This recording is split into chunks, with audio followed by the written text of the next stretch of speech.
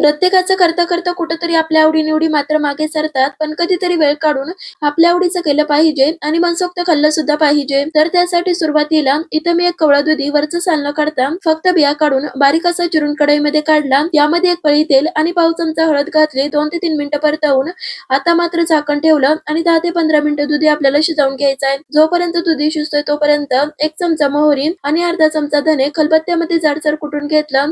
धने आणि मोहरी कुटेपर्यंत व्यवस्थित दुधी शिजला. चमच्याने थोडासा ठेचून लगेचच एका भांड्यामध्ये काढला.